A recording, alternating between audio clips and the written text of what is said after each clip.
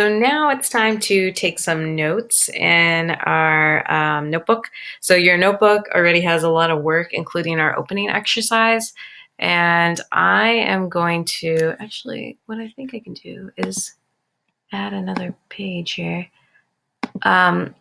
We are going to take some notes. So I'm going to start on a new piece of paper. You do not have to start on a new piece of paper if you don't have it. If you don't have to. Oh my goodness, my pen.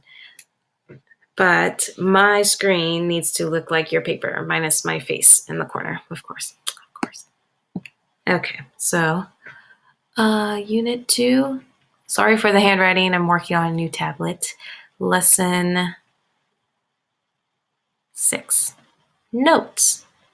And along with our notes, this is where I draw in my Cornell. Oh, that's a great line. Okay. Draw in my Cornell boxes. I'm struggling using this tablet. Okay. Oh, yes. Okay. All right. So that's how I can draw my lines right now. So draw in your Cornell boxes, and we are going to take some notes. Okay. We're going to talk about the properties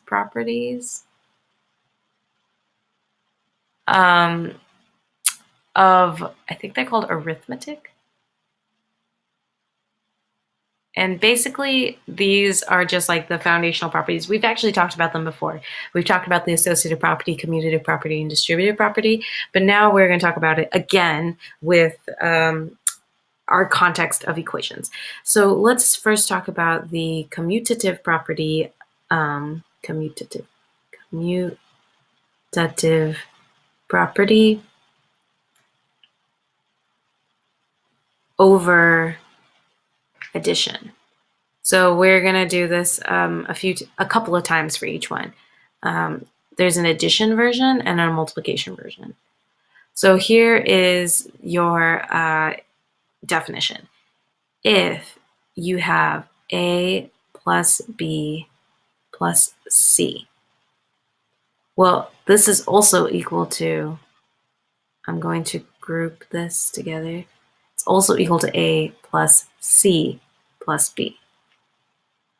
So the only thing I changed, I'm going to change colors on these. The only thing I changed was B and C switched spots. So the only thing here is they switch. So for you, a lot of you guys will know it's a commutative property if you see something switch. So this is your like keyword, what you translate in your brain when you see commutative property. And what are we switching? Are we switching two things added together? Yes, because we're doing the commutative property over addition. So let's talk about next I would love if, okay, oh goodness, I want like textbooks. Come on. I think it will work. Will it work? No? No. The commutative property over multiplication.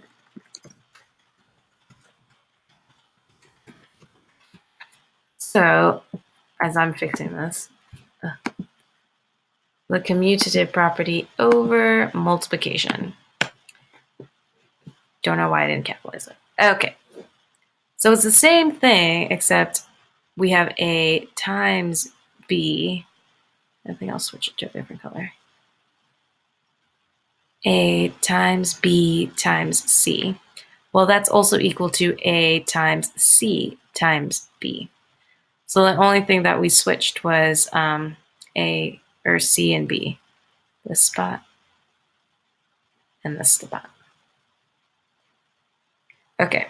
So again, we switched, but what did we switch? Did we switch to factors, which are multiplied together, or did we switch to terms, which are added together? So we switch to factors. I'm really having trouble with my capitalizing. Factors. Okay. Not terms. Factors. Factors are multiplied together, and they are in parentheses. Terms are added and subtracted together. Okay, commutative property. Now let's do the associative property of over addition. The associative property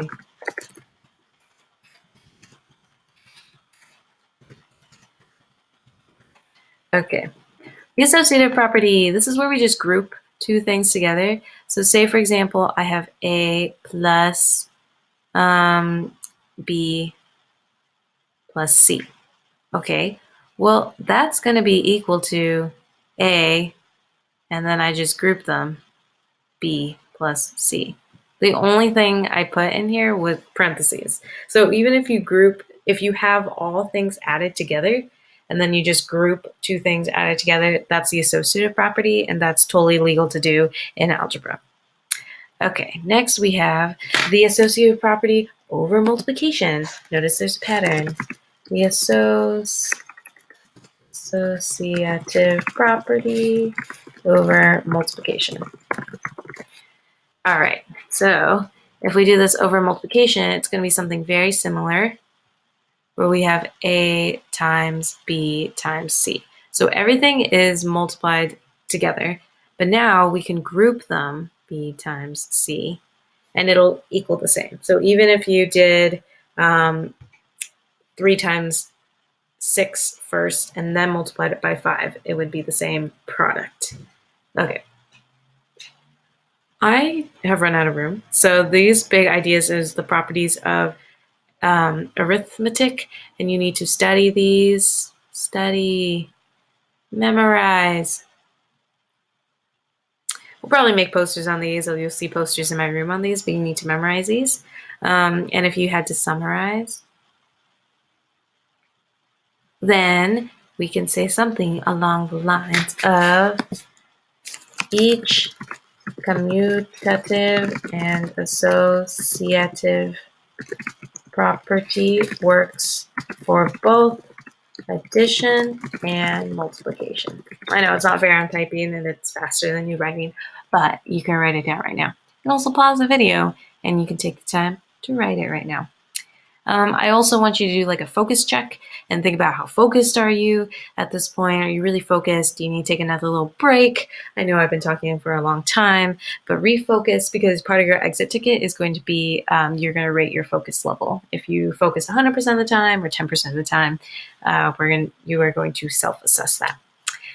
We have more notes to do. We have the distributive property, and that's about it. So back to the notes. The distributive property of multiplication, I think that's what it's called, over addition. So we've seen this before, but if you have something that looks like this, A times B plus C. The distributive property says that this is true. You have to multiply A times B and then add the product of A and C. So you're going to multiply, if I make this A value purple,